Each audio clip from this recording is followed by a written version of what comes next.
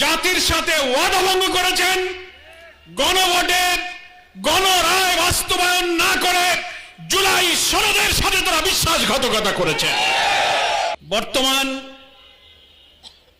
BNP নেতৃত্বাধীন সরকার ক্ষমতায় আসার পর থেকেই 12ই ফেব্রুয়ারির নির্বাচনের পর সরকার গঠন, জাতীয় সংসদের শপথ, মন্ত্রিপরিষদে তারা যখন বসলেন, একটার পর একটা ব্যর্থতা দিয়েই তাদের সরকারের যাত্রা শুরু হয়েছে।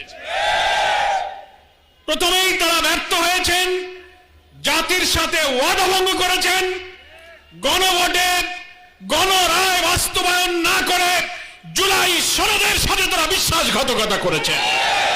নিজেরাই গণভোটে হা ভোট দিতে বলেছেন, ওনারা বলেন আমরা হাতে ভোট দিয়েছি, আবার সেই গণভোটকে অস্বীকার করে জনগণের সাথে তারা দ্বিচারিতা করে ওয়াদা ভঙ্গ করেছেন, ব্যর্থ হয়েছেন।